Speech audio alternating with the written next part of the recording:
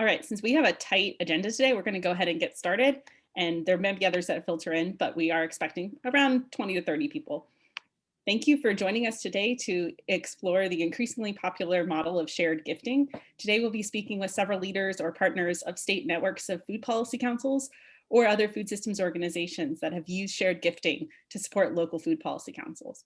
We encourage you to share, as I mentioned before, your name, the name of your network or council, and the state you're located in the chat box.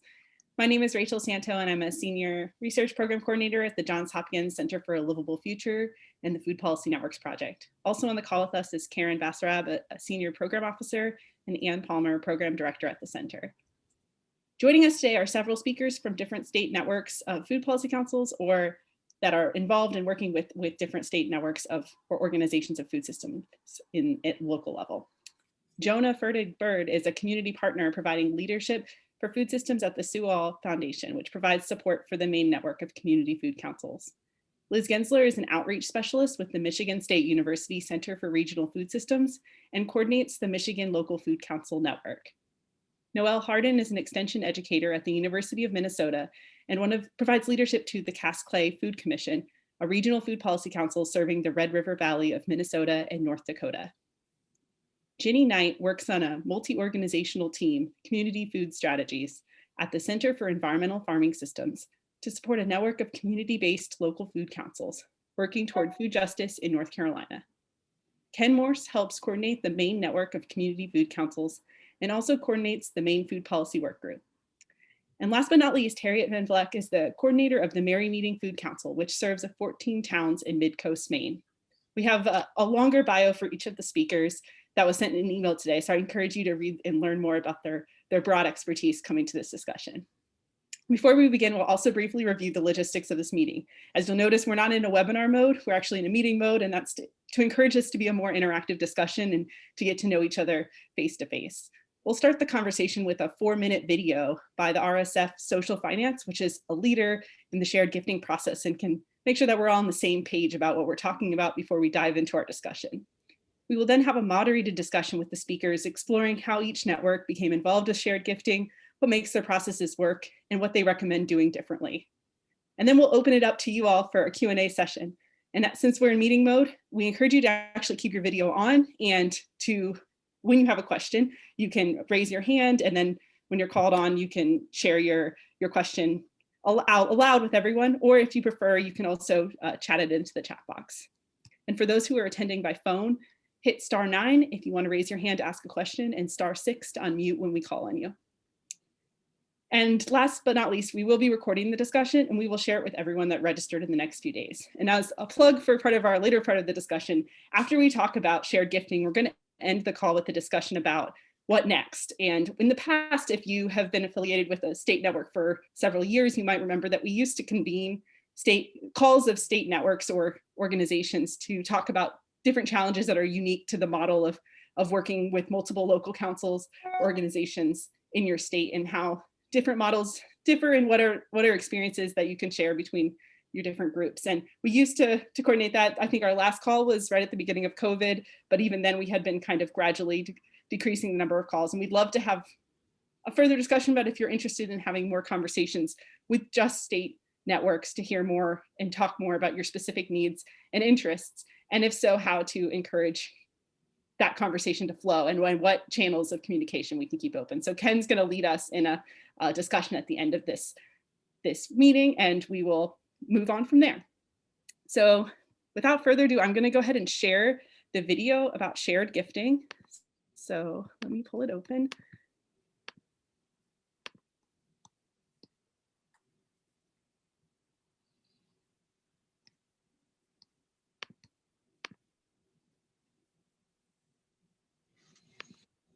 If you have the money, the unquestioned assumption of philanthropy is that if you have the money, you are the one who gets to decide how to give it away.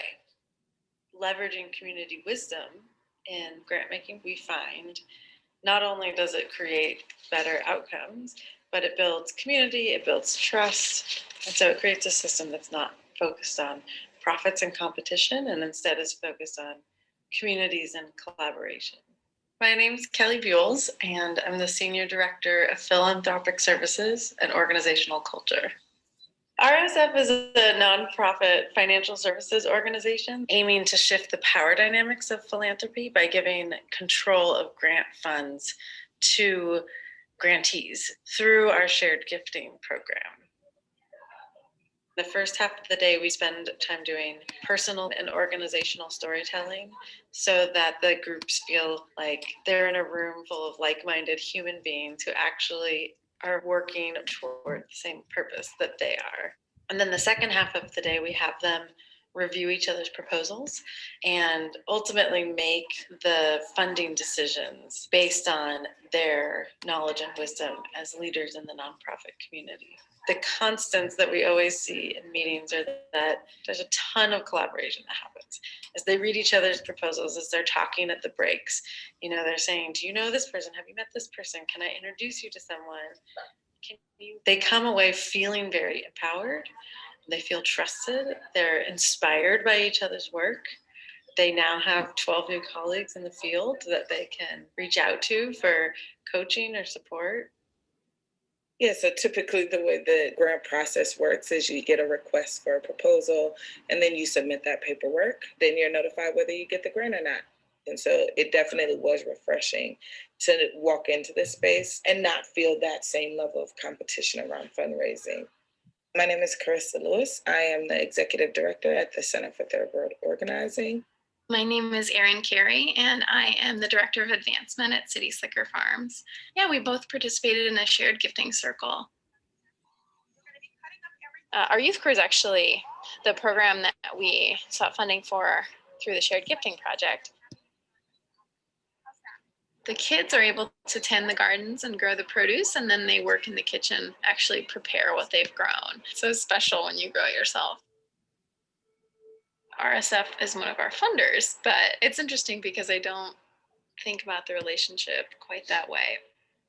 I think when you say the word funder, it implies, you know, a certain relationship, a certain power dynamic even that isn't there with RSF, given the way they chose to structure this shared gifting program. The philanthropic sector really needs to reinvent itself. I think we sort of lock into this is the way it's done without really questioning what it is doing to the organizations, and is it helping or impeding their ability to really just get the work done. And I think to practice that equity and to release and shift that power is supremely important right now. My name is Diane Hosey, and my role at the Embry Family Foundation is philanthropic outreach. The Embry Family Foundation got involved with RSF and was introduced to the idea of shared gifting because we're very interested in experimentation and new ideas about how to be impactful. We thought we would give that a try. Yeah, I think this gifting circle is an invitation to really trust the folks who are on the ground doing the work. Really being clear about how foundations want to shift some of those dynamics. This is a really beautiful opportunity to do that.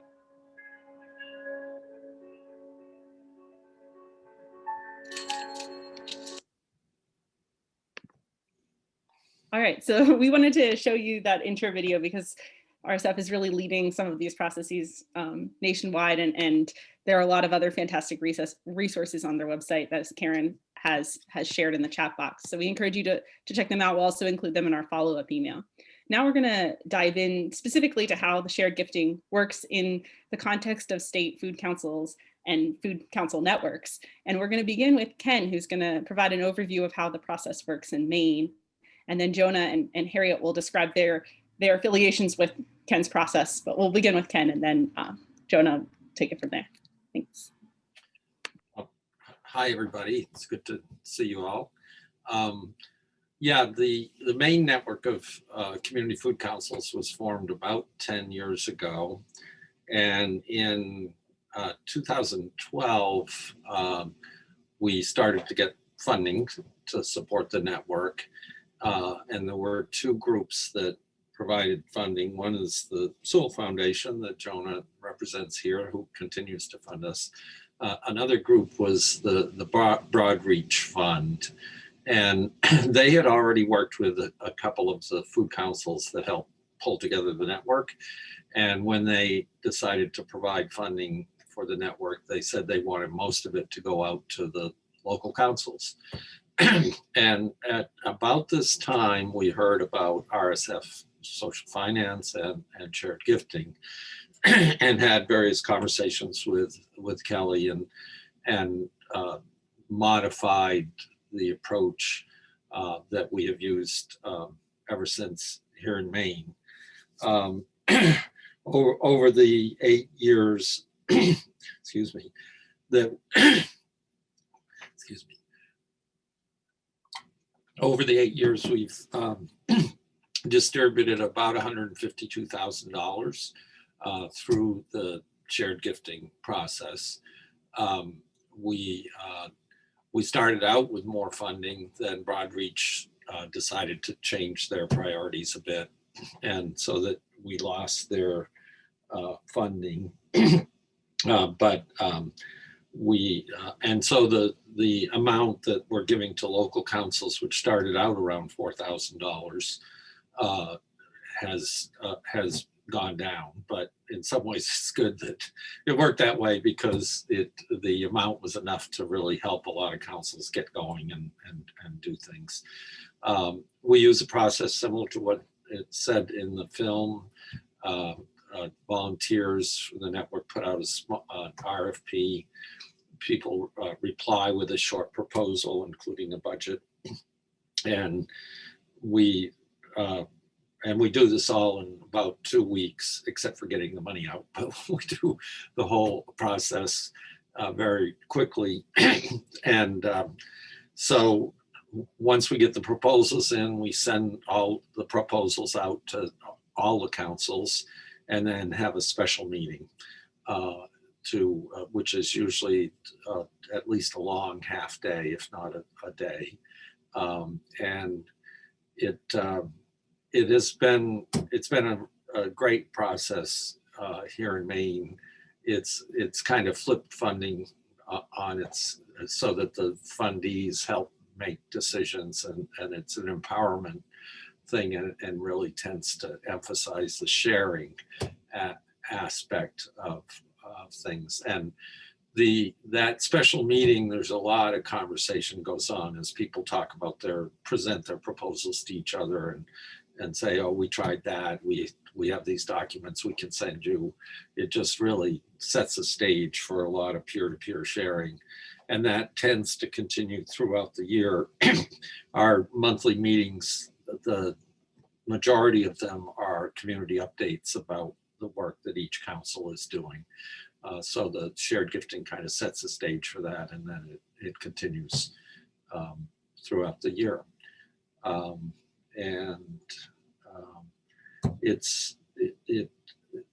It like I said, it has been a powerful tool. In some ways, I sometimes when we talk with new councils, we said, well, we're a little different. You don't pay a membership to join this organization. We pay you to join, and we do that to get more active participation and engagement, and it really has seemed to work that way.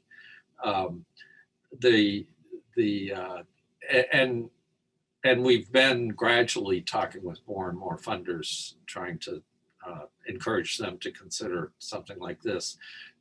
In their case, and Jonah could maybe talk about this, but like instead of giving out 10 small grants, we do the paperwork for that, the network does.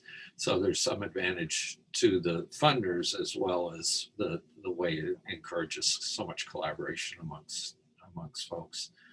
And I'll stop there. I think we may explore some more aspects of it later on, but I'll stop there.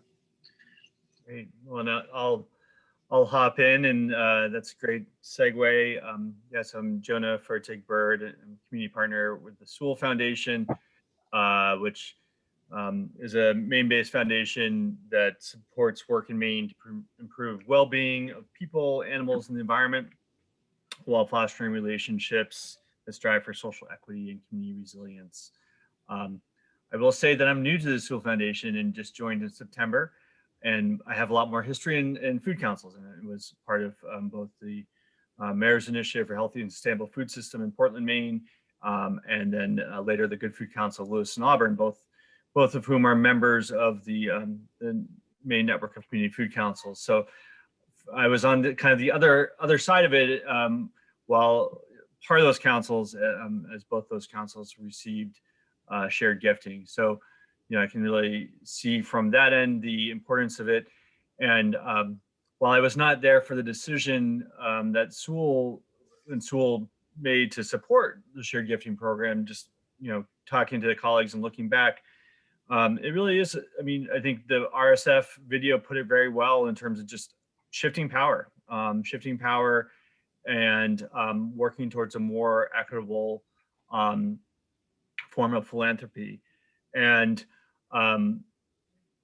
so many applications just go to a grant officer, get read by that person, maybe go to the board, and maybe someone sees it. Organizations spend a lot of time writing those applications, reporting on them, et cetera. And it's not necessarily incredibly generative, that process. And so the shared gifting process is something that can be, in my opinion, much more generative, much more collaborative, where it increases transparency and communication amongst different organizations. So, by giving the opportunity for people in a shared gifting circle, like at the Maine Network of Community Food Councils, to really see, what are the other councils working on? Where is there possibilities of synergy or collaboration, and how can build more mutual support. And I think it's been great to see the growth of the shared gifting work of the Maine Network of Community Food Councils. And as I've come into this role at the School Foundation, part of what we're is looking at how are we shifting our work within all of our grants, and particularly in the food system. And we're definitely looking at more participatory and equitable models of grant making that build more community power and decision making. And so, continue to look at kind of the success of the shared gifting program for the Maine Network of Community Food Councils, and seeing how that could grow as well, so that there's even more money is decided upon in more democratic and equitable ways. And I think it's great for the current work, but also looks at how do we create a more equitable economy that's rooted in true democratic principles and equity. So I'll leave it there. I'm passing to Harriet. Okay, thanks Ken, Jonah. So I'm Harriet Van Vleck. I am the coordinator for a local food council, Mayor Meeting Food Council in Mid-Coast, Maine. And so we are part of the Maine Network of Community Food Councils, along with 11 other councils. And I asked several of the other councils who have gotten shared gifting over the years to share feedback as well, so that I'm not just sharing the perspectives of our council. And some of what they shared has already been said. So shared gifting is a low barrier source of funding, and for a lot of councils it starts out being the only source of funding, and for some of them it still is the only source of funding, even though that funding amount has decreased, as Ken said, over the years. So but it's enough funding for some of the councils to maintain what they feel they have the capacity to do in terms of supporting other community organizations through communications, or just that little bit of funding that you need to kind of squeak through. I know for our council, it was the only source of funding for the first few years, and to have that support was really critical. It enabled us to have a couple hours a week of coordination, and that's what it took to really get us started. you know, as both Ken and Jonah talked about, it creates a sense of community in terms of, and in the way that it's different from other funders is, you know, you really have this opportunity to discuss with a community of other people trying to do the same sort of work, even though we all go about it in very, very different ways due to capacity, funding, the communities we're working in, specific issues, but we're all doing related work, and it gives us an opportunity to really discuss with one another the sort of how and why we're doing that work the way we are, and to learn from one another. I'll say that the shift in funding that Ken talked about triggered a shift in how we do the shared gifting. So it's not, it used to be that we would each put in a proposal and we would be asking for a specific amount, and it was competitive to a degree.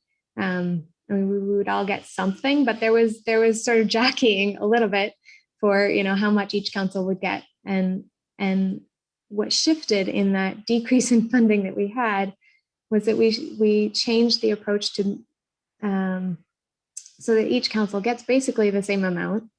And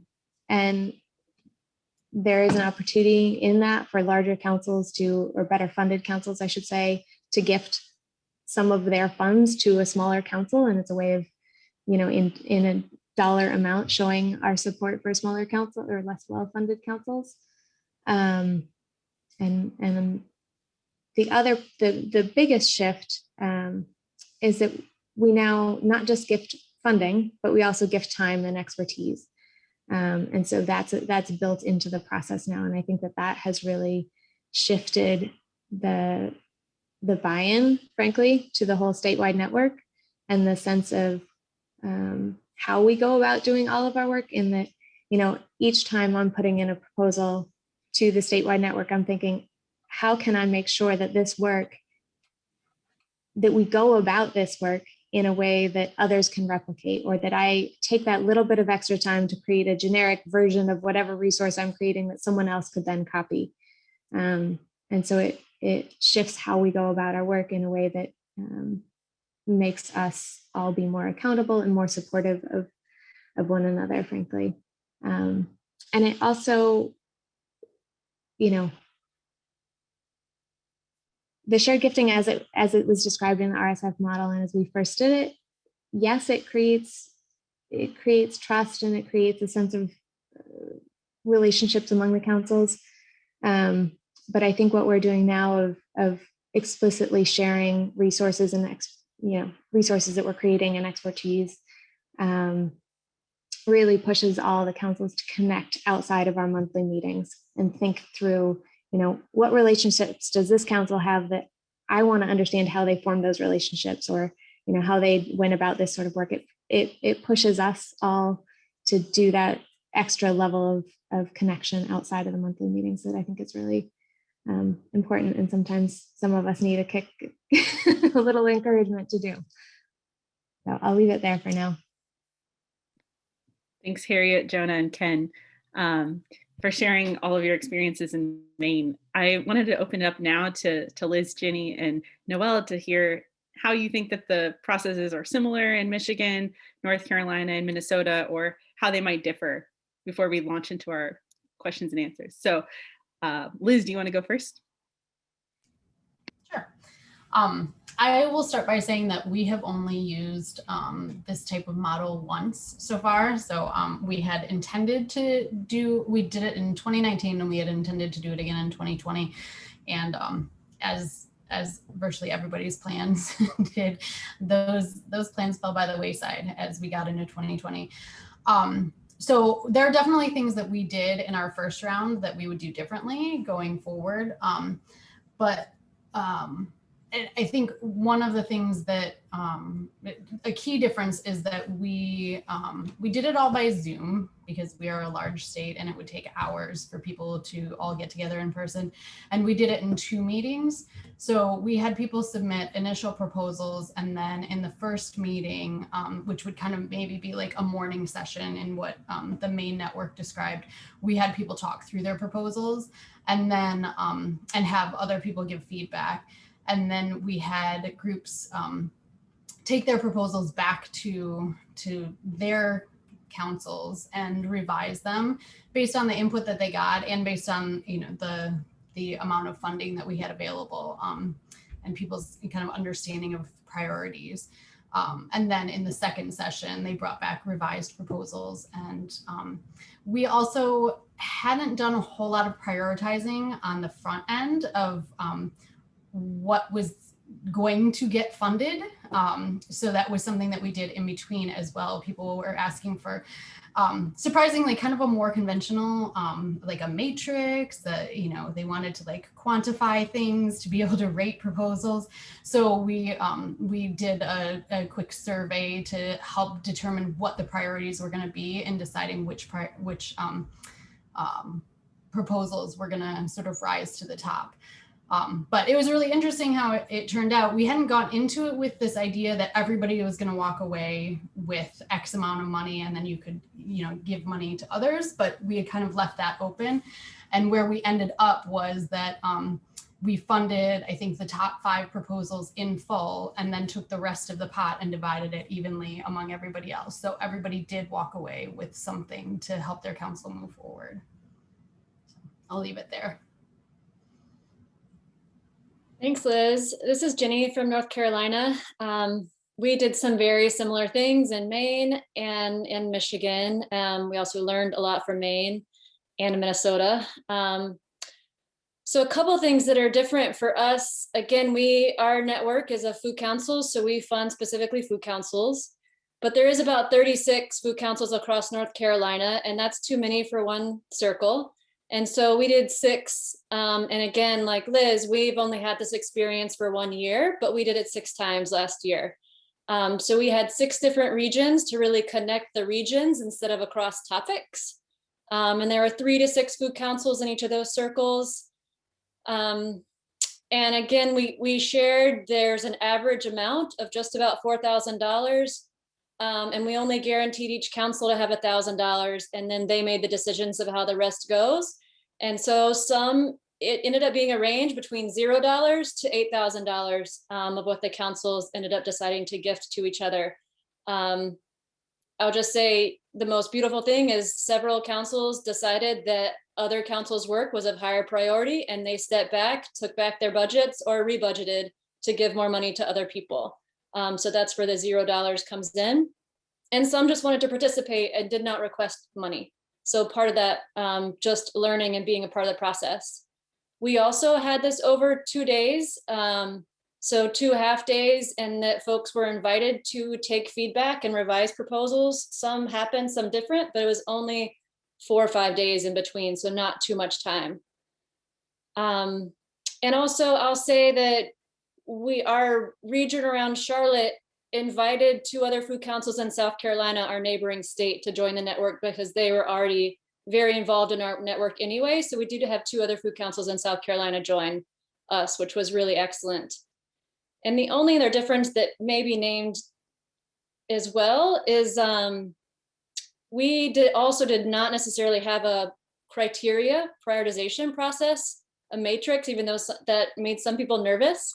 But when we ask people to share about their decisions, it's a very clear part of shared gifting that you say why you made these decisions. We ask them to share about their values, what values brought them to this reasoning and this decision.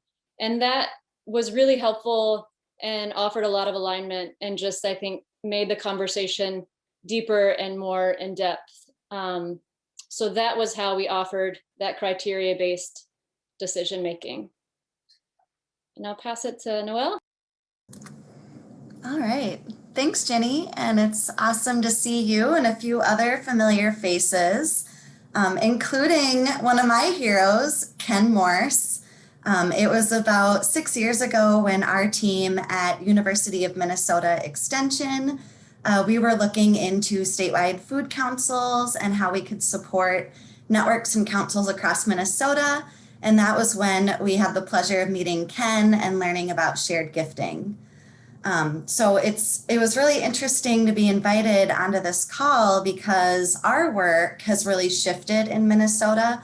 We used to be really focused on networks, coalitions, food policy councils, And our team has really shifted to look more broadly at equity, food justice, how we can support more communities that are doing the work and not necessarily organized into a what tends to be a kind of white dominant structure of a network or a council. So although our work has shifted, I still lead a food policy council, and shared gifting or participatory grant making has become a huge part of our work in Minnesota, and also supporting folks in other states who are doing this work. So we have, I would really echo what others have said about shared gifting. We've implemented the process in person, on Zoom, with variations. We also have adapted it in different ways and done models that include more of a community voting element, where it isn't necessarily a closed group of councils or networks, but it's more open to a broader audience to help in making those ultimate decisions. So we have done about 6 years of experimentation. We've implemented shared gifting internally with funding from the university. We currently are in more of an educational and consulting role in this work. So just since the beginning of the year, we had our first state agency use state funds to do shared gifting, and that was the North Dakota Department of Health, and they wanted me to mention how progressive the North Dakota Department of Health is, as kind of an inside joke. But anyway, so that was a big success. We did a virtual Zoom shared gifting circle, actually not related to food at all, but it was a really great experience, and we're gearing up to do it again with more money. So really excited for that partnership. And then a few weeks ago, I facilitated a community voting experience in Northeast Minnesota with about 7 different food and farm related projects, pitching to an audience on Zoom on a Friday afternoon. We were expecting to get maybe 20 audience members, and we had about 90 who showed up. So a lot of excitement around that. They got really great feedback. They were able to collect input for all of the 7 projects through a survey that they had done for the voting. And it again was really, really successful. So I put our website in the chat. You're welcome to get a hold of me. I've worked with a couple of folks on this call. We have templates and other things on our website. Also have worked a lot with Kelly Bulis from RSF, and I'm a huge fan of theirs as well, and would plug their resources like Karen did earlier. So the last thing I'll say before the Q&A is, for us, shared gifting is definitely not the only option, and it's not always the best option, but we encourage networks to think, this is a phenomenal network building strategy, and there might be different approaches for different networks. We heard a little bit about that from other councils already. And then also for the stage that you're at in your development, it might make sense to use one approach over the other. So thank you. And I think now it's time to hand it back to Center for a Livable Future for the Q&A. Thanks, Noelle, and thanks all of you for providing really interesting insights into how you all are using the shared gifting process and how your approaches differ in each state. I think it's really interesting to hear how groups have taken it and adapted it to what works for their situation or for your region. So we're now going to go into a moderated Q&A. We've come up with a list of questions that we think would be interesting and that we know some of our speakers today can speak to about these different topics, but we also encourage everyone who's on the call to write questions in as you think of them in the chat box. And then again, at the end of this moderated time, we can also incorporate some of those questions into the moderated discussion, but we also will open it up for you being able to chime in, and we'll remove the spotlights and have a more open discussion. And so the first question is to Ginny. Why did you decide to use a shared gifting approach? Okay, so why did our team decide to do this and our network? Good question. So I would say first, our team, Community Food Strategies, made a very explicit commitment to racial equity practices in 2017. And then we also started distributing micro grants the next year in 2018. And so we were looking for ways to be more intentional about our processes, how we do things, not just what we do.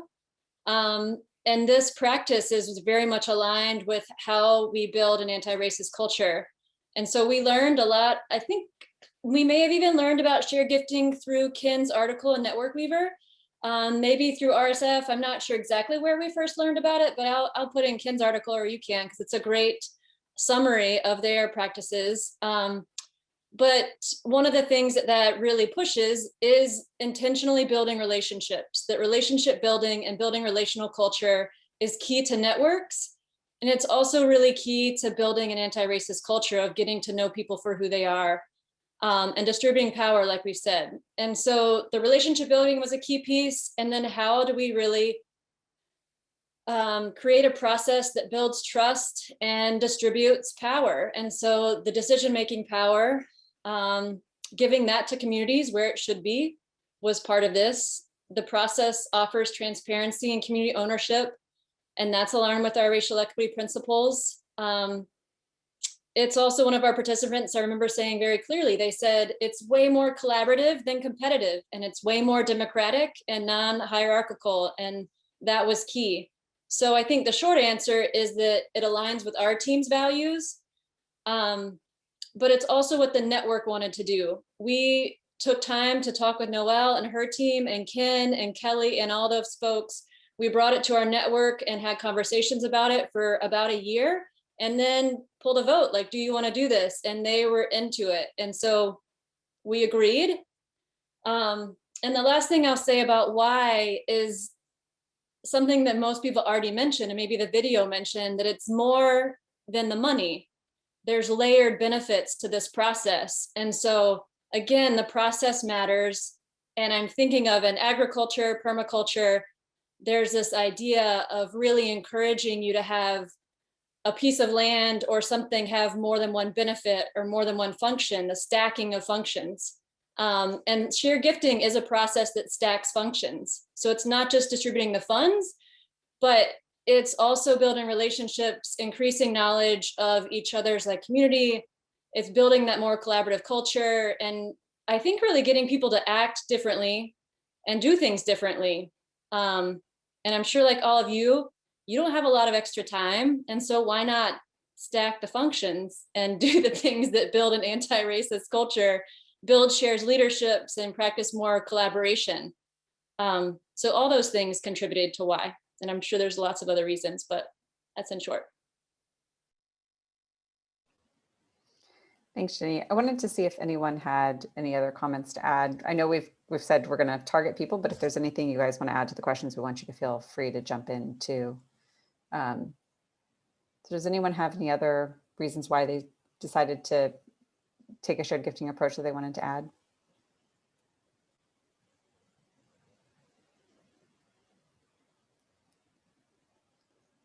Hearing none, I'm going to go on. So the next question is for Liz. What are the precursors to a network being ready for shared gifting? Yeah, great question. I think that, again, our network would do it differently the next time around, but one of the things that we definitely learned in this first iteration is that the relationships are really important. And as Ginny said, that's one of the key reasons to do it is to build those relationships and the trust, but you have to invest the time in doing that. So I think that a network needs to be at least somewhat formed probably before you go into this. I think for this type of work, it would be, especially because people are focused on all different topics, it would be challenging to go into it without any sort of baseline understanding of what each other does or who the people are. I think for us, we would spend more time in that like relationship building before we got into decision-making processes in the future. because I think that piece was really critical. And I think that's part of why our group really wanted some sort of rubric, some numbers to put to the decision making, because while some of the councils have been participating for years and are have separate relationships with one another already, a few of the people were completely new to the discussion. Even just representatives from councils who had participated, the councils had participated, but those particular people hadn't before. So I think we probably needed to spend a little more time in that relationship building space to get to a place where people felt like just having a dialogue to agree on priorities and funding decisions would be an appropriate path, as opposed to kind of needing to stick to the more conventional rubric-based systems of making decisions about funding.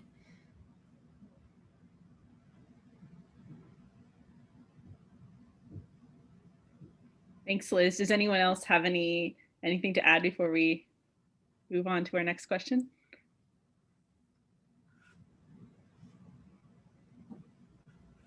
Okay, well, Noel, we have a two-parter question for you. One being, could you expand a bit on your comment about how you don't think shared gifting is appropriate for all networks? And we'd like to hear what do you think, how did you get there? And then the other would be also a little bit more about how you fundraise for this, and how do you get buy-in from funders to participate and support shared gifting? Yeah, thanks for that. Thanks for giving me the working with funders question. I think the answer is very related, right? Because you need to have the right kind of funding source to make shared gifting really live into its principles, which are, flexibility, being driven by those who are receiving the funds, having the funder be okay with ambiguity in what the deliverables will be and the scope of the work, because you won't be able to finalize all of that till after the shared gifting circle. So jumping right in and trying to do shared gifting with like a federal USDA grant, maybe not going to work so well. So what we first identified the kind of right funding opportunities where there could be flexibility, where there was maybe some initiative around equity or ability to look at process and power. So our first funder was actually our boss, Extension, and they granted us $50,000 for an internal initiative that also brought in partners, helped us do work across our different silos in Extension. And that experience and being able to evaluate it pretty rigorously, right? Because it's Extension and we love to evaluate things. That enabled us to kind of have a case study and an example that we could talk about with other groups, with other funders, being able to kind of, for us, it hasn't been so much about fundraising so much as almost like a dating approach with funders, and kind of figuring out if we have shared values, if they have enough flexibility in their parameters. And sometimes that has led us to having to do something more like a two-step process, where there is an initial application and then the group doing the funding sets up some kind of winnowing screening process. And we'll try and help them make that as community-based and equitable as possible. But that's often how it goes, is there'll be some kind of screening that helps them meet all of their grant requirements or foundation requirements. And then we can get to the point where we can have more of an open, flexible circle. So that is, and then we have been able to start to use some of those more strings attached, like government grants. We were able to use our SNAP Ed grant dollars, but we had to be pretty careful. So initially we had some funds that were internal, that didn't have strings attached, that were pretty flexible. So we used that, did the invitation to apply, reviewed all the proposals. And at that point, the stars kind of aligned because a lot of our proposals had deliverables that we knew could be funded with SNAP-Ed. And we also knew that we had a little bit of extra SNAP-Ed funds, which is kind of how that money goes. It's like feast or famine. And so we were able to leverage additional money through SNAP-Ed after getting a sense of if it would match what the groups wanted to do. And we were able to fund twice as many proposals in that way. So it's really messy, and being able to learn how to say the right words to accountants and get them comfortable with the process, I think is probably one of the best tricks that we've learned from others who are more experienced in this process, and that we've learned through our own mistakes along the way. I hope I answered both parts of the question. Okay, good. Thanks, Noelle. The next question is for Jonah, and this kind of goes along with the bringing in the funders and raising funds. What is the draw for funders to participate in a shared gifting process? Well, Noelle shared a lot of great reasons why a funder might get interested.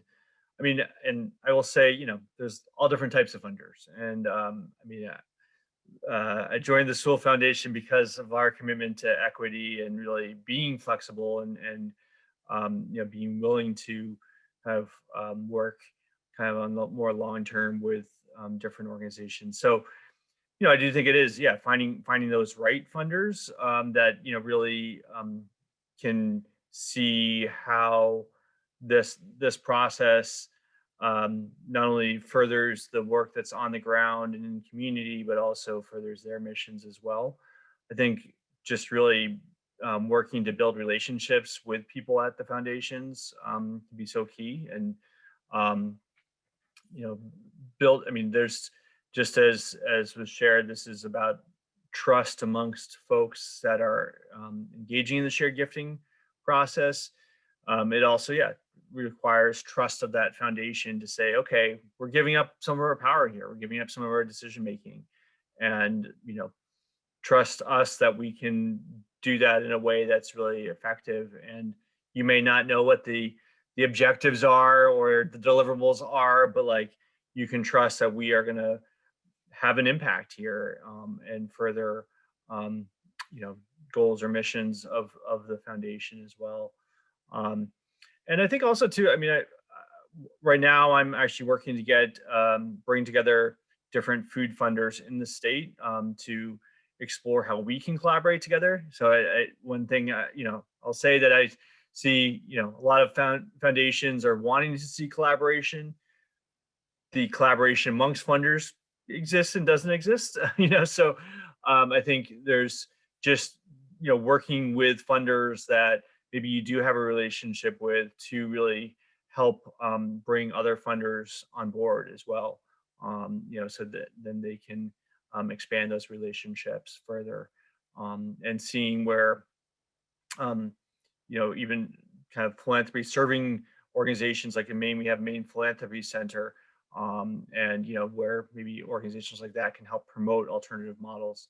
I will say, as I step into this world of philanthropy, there's a lot of real interest in shifting models and approaches and really figuring out how to integrate equity, not just as like, hey, this is something we believe in, but like actually shifting systems and structures. And really, when you really integrate equity fully, it is about shifting power and decision making. And that's, I think, the extension of really bringing an equitable approach to work. And so I think for foundations to see, hey, this is one step in that direction to really working towards a more equitable world, could be something that could bring some funders along as well. Thanks, Jonah. That's really nice to hear that conversation is happening and that the desire is there amongst many funders. The next question is for Ken. Given the value of a peer-to-peer approach, how can better resourced councils support the strengthening of less resourced councils? I know in some examples we heard from actual councils giving up some of their funds to other councils, but are there other examples from the Maine network or other experiences you want to share? Well, Harriet touched on some of those things, folks giving up things, but I think the sharing that more resourced and often more mature councils do through our communication and meetings process often fuels what we call R&D, rip-off and duplication. And it really tends to accelerate innovation by the fact that less resourced councils can copy work that's being done in other places. And like Harriet said, some of those larger councils do a great job of creating toolkits and Google Drive places where there are lots of resources that it might be really hard for younger or less resourced councils to create. And then the other thing, a couple other things too, in especially this last year, so many meetings are by Zoom that we find that folks from one council are sitting in on other council meetings sometimes, especially when at a previous meeting they've said, okay, we're going to do the focus on racial equity or whatever farmland workers or whatever it is. And other councils will do that. And then there's also quite a strong commitment for mentoring for new councils, for councils that have been around for a while to provide a lot of support. I know when the Bangor Area Council got started maybe 5 years ago, there were people from 7 or 8 or 6 or 7 other councils there talking that they had invited that were there supporting their work. So so those are some of the ways that that councils can help each other. And I think especially like here, the Cumberland County Food Security Council, which is one of the better resourced councils. And some of you probably know Jim Hanna, and he's been working on a lot of this stuff for a long, long time. They just had a food policy forum, and it was on Zoom. So there were folks from councils around the state that sat in on that, even though in some ways it was a local forum. But so I think there's the peer-to-peer sharing is very rich. And one thing I would add to, I guess it was that the question about folks being ready.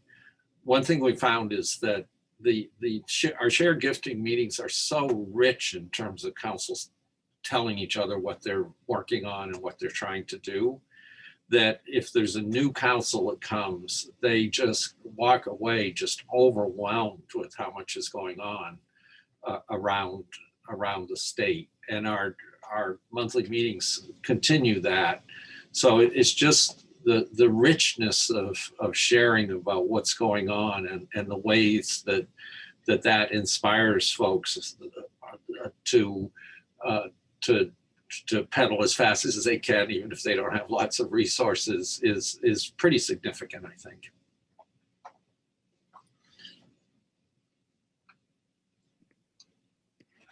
Thanks, Ken. And kind of to piggyback on that, Harriet, would you like to describe how the process has impacted your council and some of the benefits that you might not have found with the traditional grant process as a council? Yeah, I feel like maybe I spoke too much earlier and shared some of this information, but so for our council, for the first few years, it was really one of our only sources of funding, and so was essential to our getting going. And I think created despite our very limited capacity, our sense of responsibility as a member of a statewide network. So even though we had very little capacity, we felt like we had to do whatever we could to participate and give back to the statewide network, in part because that was where we were getting our funding from. And so it created from the get-go for our council a sense that we were not just our council. We were part of this much broader network that we could give to, we could get from. It was very much a two-way process. And I think, what was the second part of the question? It was what impact has it had? I think that other funding sources don't have. I think, again, just reiterate that it creates a sense of responsibility to the other councils and to that broader network. And it's not, you're operating not from a scarcity perspective, but really from a, how can we collaborate? How can we do more together point of view?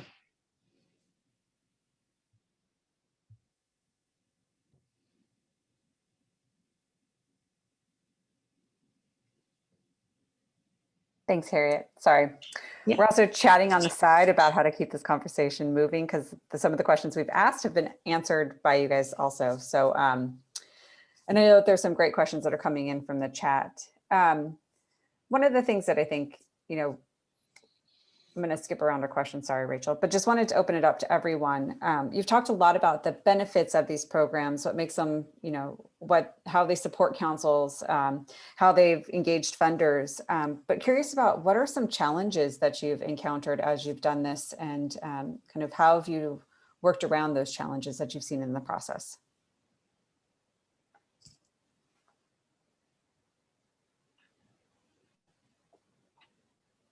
Well, in Maine, probably one of the challenges is the paperwork that we take on in administering the funds. I mean, as well as the process of the RFP and a proposal and the conversation and decision on funding. Then we convert proposals into MOUs and invoices, and often councils have fiscal homes, so that involves multiple signatures, and so it has getting that paperwork done in a way that satisfies our own fiscal home, which in Maine it's St. Mary's Hospital system, and that is done quickly in terms of the paperwork that we're asking people to turn in, has been a bit of a challenge, and we wish there were more magical way to streamline that. But again, that's one thing we sometimes say in our conversations with funders, is that we're doing some of this administration that you don't have to do.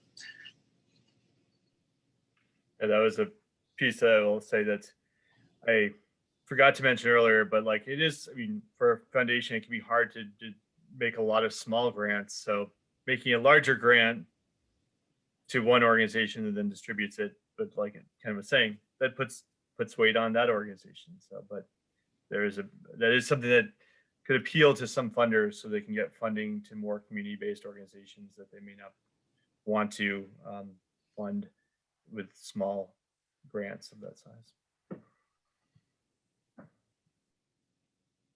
We had a particular challenge last year, and this might be different in future years, but in the virtual situation and in 2 days, initially we required or tried to require people show up in pairs, at least 2 or 3 people. and everybody's at capacity, right? So we were also trying to require people to show up to day one before you show up to day two. In day one, you get to know each other and get to know proposals. In day two, you actually do the distribution of funds. We had some people just showing up to day two, and that's pretty hard to give context. And when you share the Zoom links, there's not much you can do. In-person gatherings, it's pretty clear if people are going to show up or not. And they usually come. But so unfortunately, we couldn't necessarily regulate that. And there was some space being taken up to get people prepared, and then just not having the relationships of the context to be in right relationship with how we were doing things, I think. So that was a real challenge. And I think one of the things that we encouraged was, if someone is going to come just on day two or only partially show up, please meet with your council members and your team to get everybody on the same page and to connect and have your decisions roughly in shape before you come, or have some sense of what the group is thinking before you come to that distribution day.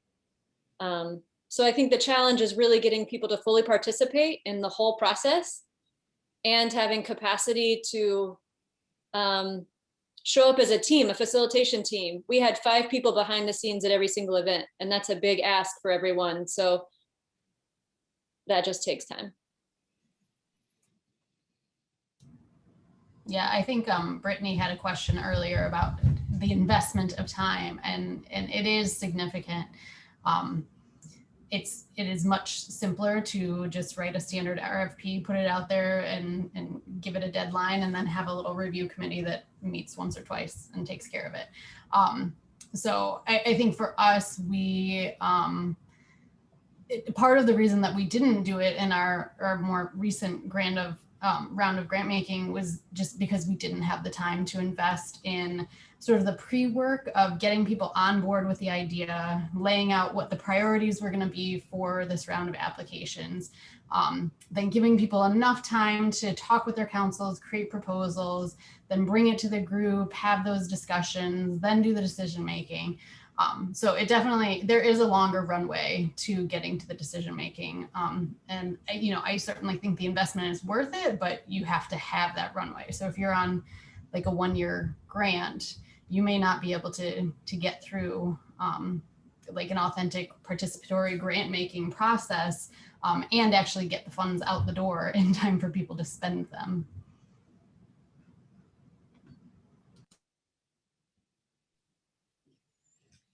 I'll add that one of the challenges that we have faced, besides just getting sufficient funding to continue to do the program, is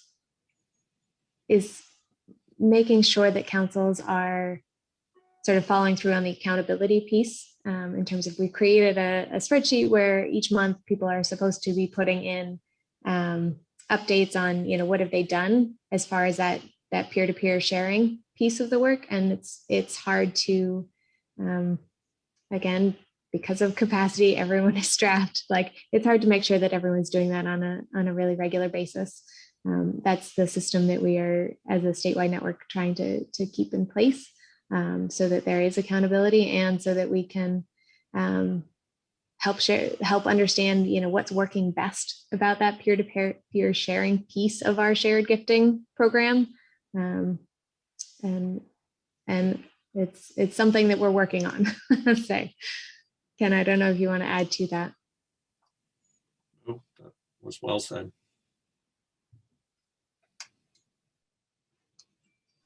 All right, unless anyone, oh no, Sorry. Go ahead. I just, like, one really kind of simple challenge that we've had with all of this is getting people to understand what the heck is shared gifting. Because we would explain it again and answer questions and show examples, and just found that funders, participants we're just having trouble wrapping their heads around it. So for that reason, we have started doing shared gifting simulations where we'll go through the whole process, even do it through Zoom, have people pitch projects, make decisions with like Monopoly money, And I think that is finally where we've been able, you can look online. We did one with the Chesapeake Food Shed Network that I think is still out there on the Google. I'll look for a link here, but we found that super helpful in just trying to do simulations of the experience in order to get people on board and understanding what the process would be.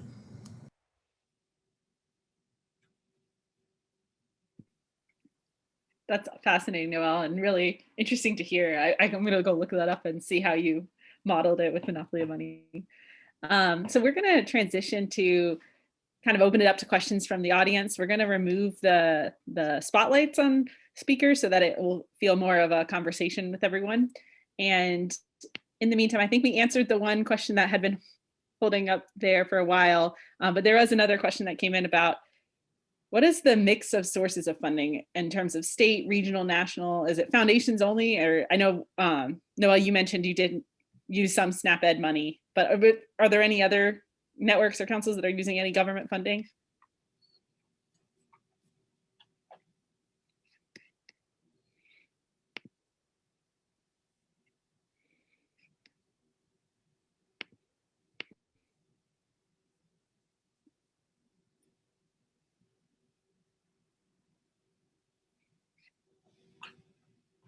This is, as I mentioned, North Dakota Department of Health had some initial funding and will be using more funding from the latest round of COVID relief. We've been getting lots of contacts from different funders because of these large amounts of money that's being injected into communities and some opportunity for maybe to think differently about that process. So I think this is a really good timing to be asking those questions and making those relationships.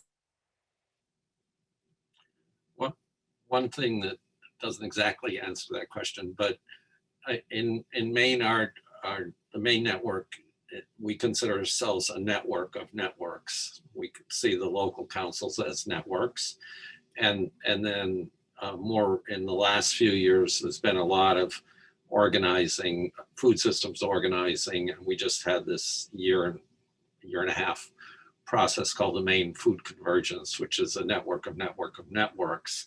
And one thing that that I think is happening somewhat is this model of shared gifting is being explored to some degree at those different levels.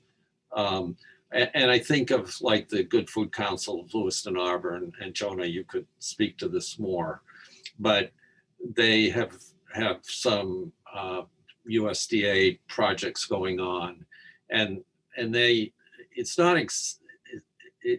use a sharing framework in terms of spreading out the work, and so I think that the idea of networking as being a decentralized kind of approach that honors the work at many centers and is not necessarily a top-down command and control approach from the people with power and money, is having some influence on the work at various levels, the various network levels of the food system, at least here in Maine.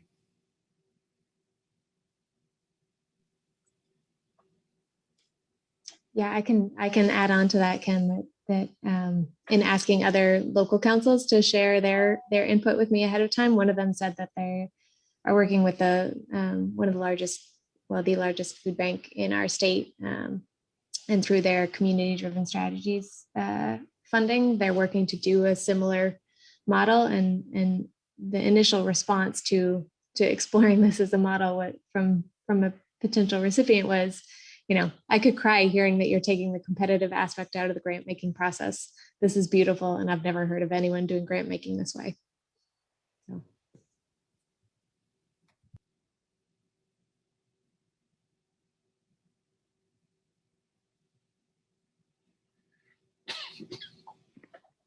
That was a really powerful quote. I'm going to write that down. Does anyone else have any questions? Feel free to raise your hand and ask it directly. by turning on your video and your mic, or you can also chat it if you want. Noelle has answered this, but I know that Brittany had asked about sharing applications, RFPs, or evaluation criteria. Would you all be willing to share what you use for the process?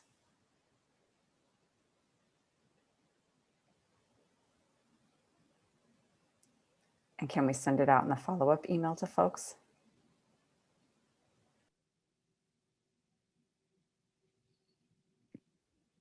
All right, unless we have any other questions, maybe Ken, we can jump into talking a little bit about what are next steps for this group of attendees. Many of you received this email because you're either an organizer or a leader of a state network councils or a state food policy council. And we've had, like as I mentioned at the beginning of the call, we used to convene regular quarterly calls back in 2015, 2016, 2017 timeframe. And we kind of had tapered them off a bit because we used to have specific topical focus, and we wanted to explore some other opportunities. So Ken, do you want to share some of the ideas that we had been discussing? And also plug before we start that we do still have a state food council listserv. So if you're interested in joining that, it's not used very frequently right now, but in theory, anyone who's on it can send messages to others on it. So that is one potential way of communicating. We also still have a Google Drive folder that, again, hasn't been used much, but it is there if there's of interest. I think just listening here today, it's clear how much rich work is going on in many, many places, and how by connecting with each other, we're able to accelerate that process and encourage innovation by learning from each other and sharing all sorts of peer-to-peer connections. So we want to just ask this group if they're, and not just those of us who have been dominating the sound waves, but other folks too. If you're interested in some sort of regular, probably quarterly conversations about how we could increase sharing amongst ourselves. And we've considered two approaches. One is brainstorming some topics that people would like to dig into more. Another would be to just have an open space kind of process, or possibly a blend of those two, where through the listserv, we've got a meeting coming up, people could pose a question a week or so ahead as a prompt to get engagement. So we'd like to hear if people think it would be helpful and a good use of their time and support for their work to have something like quarterly conversations.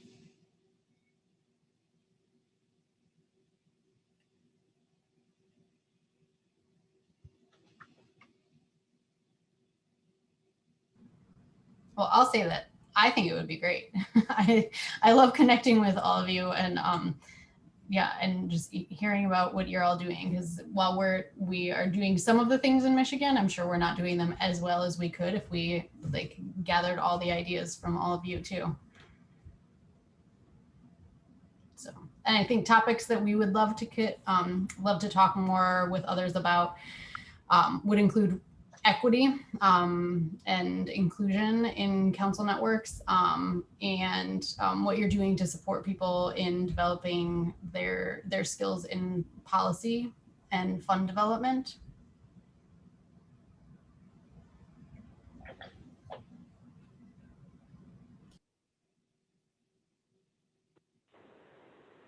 Hey everybody, this is Abby in North Carolina. Thanks, Jenny, for representing the network here so well. I just want to echo, have learned so much from the folks who have talked here and would love to continue the conversation. And I'm particularly interested in this conversation around, I think it's really exciting that we're hearing that there's some government dollars that are being spent in this way. And I'm particularly interested in learning more about how dollars, in addition to foundation dollars, might move more in this direction, and thinking about power shifting and power sharing within our policy structures at all levels is very exciting.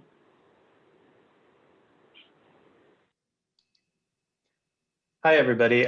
This is Zach Hernstead. I am representing the South Carolina Food Policy Council today. And yeah, I just want to echo what everybody else has said, which is, I think that we would find this to be extremely beneficial, and we have found it to be extremely beneficial. And moving forward, you know, over the past year or so, the South Carolina Food Council has started to ramp up activities a little bit, and is looking to, you know, to learn as much as we can in the process. And I know that you know, continuing to have the opportunity to interact with everyone on this call and others would be extremely useful for us.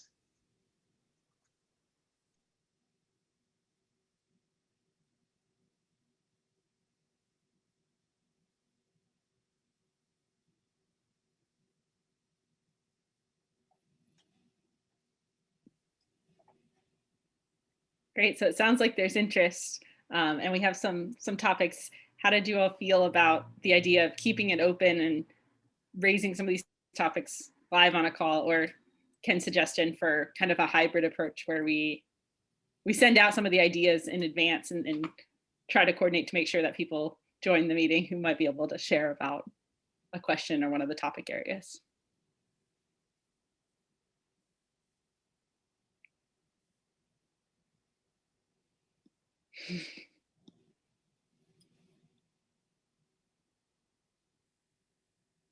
Sounds like a good idea to me too. There's always so much more I'm learning from all of you. So it's appreciative to have even if it's a pixelated face, a face instead of just an email. Out of curiosity, in terms of scheduling, are there days that work better for folks? I know we're talking about quarterly, so this is not like monthly or every other week, but just to have the best attendance, are there days that would be better if we held conversations?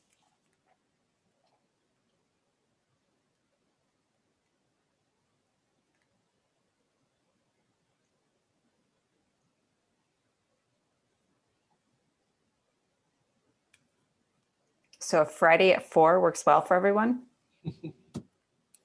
Okay, no Mondays and no Fridays. Okay. Thanks.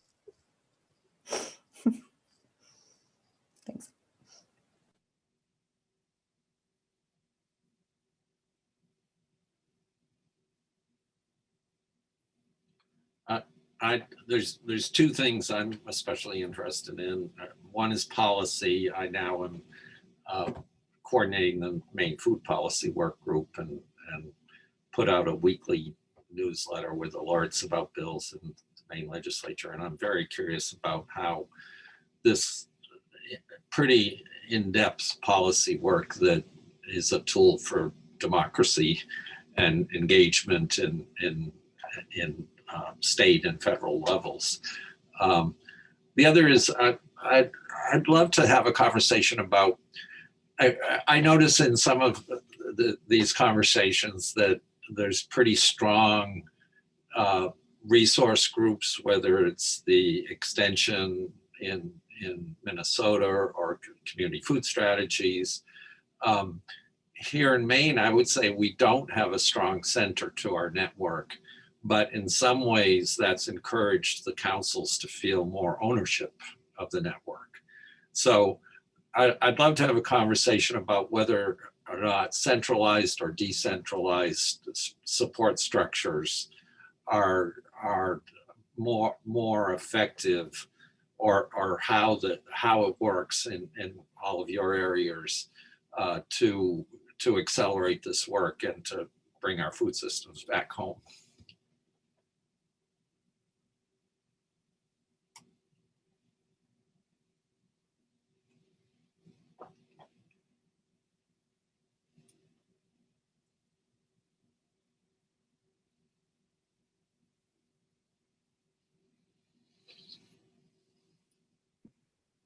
Seems like Abby and Noelle agreed and are interested in that idea, Ken.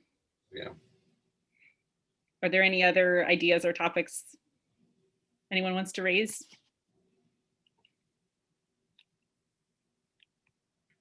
Just a quick question. I know this went out to your like statewide networks, and it's mostly folks that are operating at the state level. Are you still intending that to be the focus, or do we want more local council representation here? And for policy wise, in that sense, would that be more state level policy, federal policy, but potentially not as much local policy? I know our network would be interested in policy, but I'm curious about what level.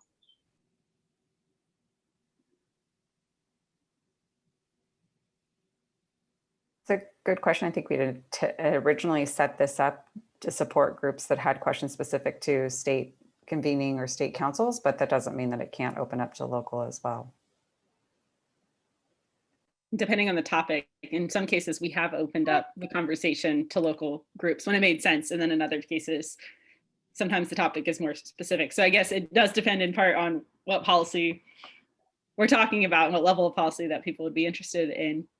And we could be flexible with when and how we open up the conversation. One thing to keep in mind is when we do open it up to our entire network, we can sometimes get several hundred registrants. It doesn't mean most of the time that everyone shows up, but it does make the conversation trickier to navigate in an informal way because there are so many people, and I think people are less likely to chime in as part of a discussion unless we do breakout rooms and stuff. Doesn't mean we can't do it.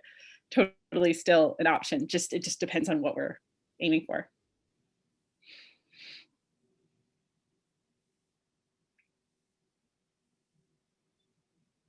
I'd just be curious to hear from others if they have thoughts about what that would look like if we were trying to do it with outside of the group and open it up to more people.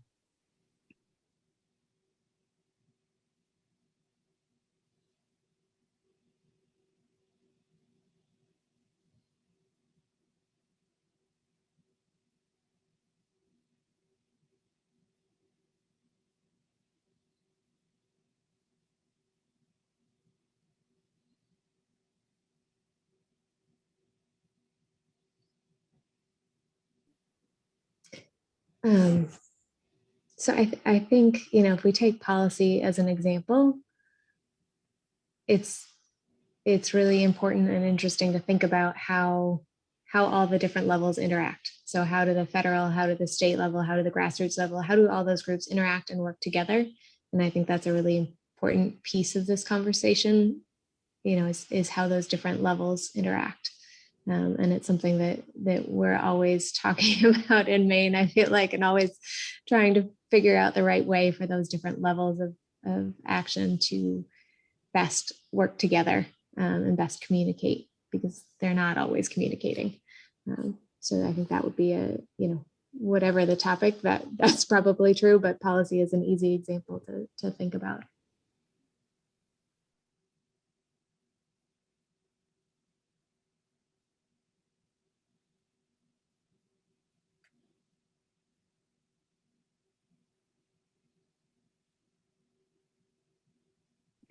Ken, is there a specific aspect of policy? I know, I think it was Liz, but it might've been Jenny. Sorry, I just wrote down policy skills. I know in one case we were talking about, actual skills for local groups in policy work. But then I think, Ken, some of yours was broader in terms of your broader outlook. And so what were you hoping to get if we were having a discussion about policy and engagement around policy? What are the specific angles you would like to explore in that area? Well, there's different ones.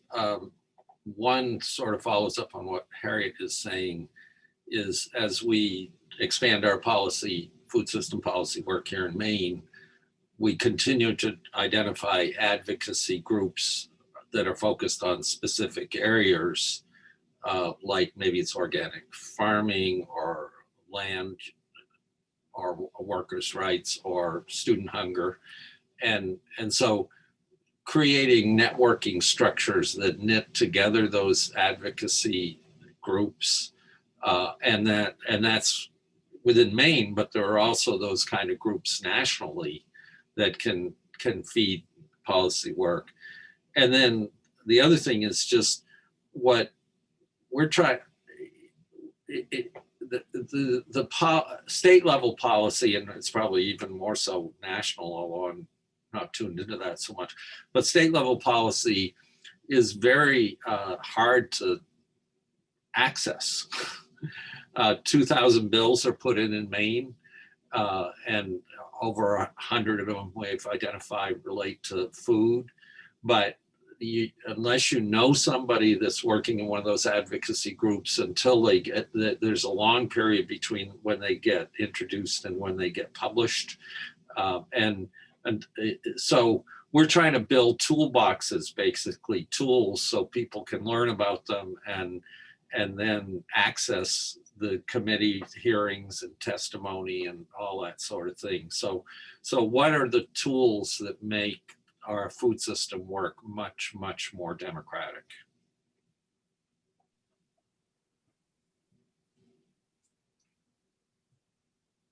So I'd say that another area besides policy that I think about this often for Maine anyways is communications.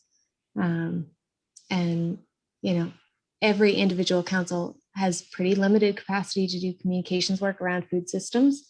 And so how can statewide communications work support local level communications, and how can the local level communications feed back into statewide communications, just as far as kind of all aspects of the food system. There's so much in there, and policy is a piece of that communications. So that's just one other plug.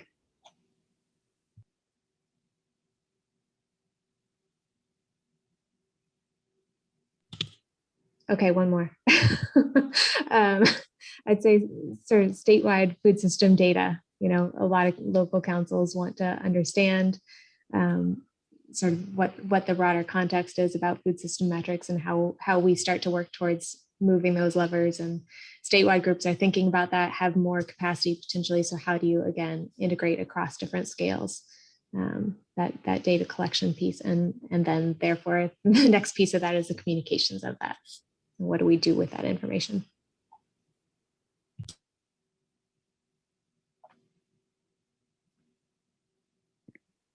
Thanks, Harriet. Those are great ideas. I'm also going to share in the chat from the chat box.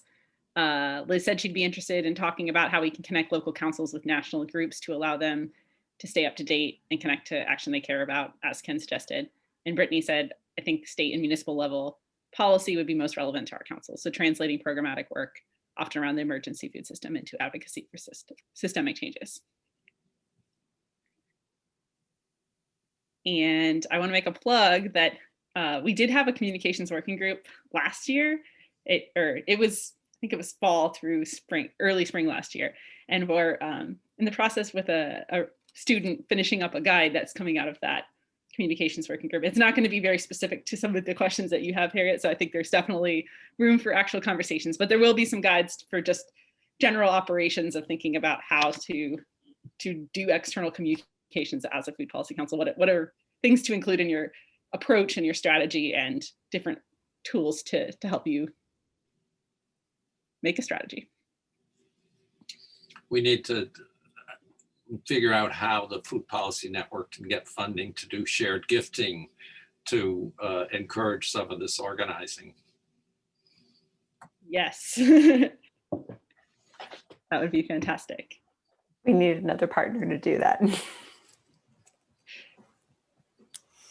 Being embedded in Hopkins has its benefits, and it also comes with challenges. Yeah. All right, well, to be respectful of everyone's time, thank you so much for joining the conversation, and especially to Noelle, Harriet, Ginny, Liz, Jonah, and Ken.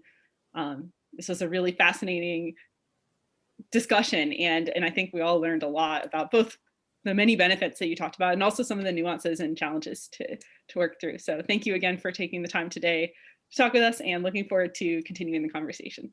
Thank you. Bye, everybody. Bye. Thanks, everyone. Thank you.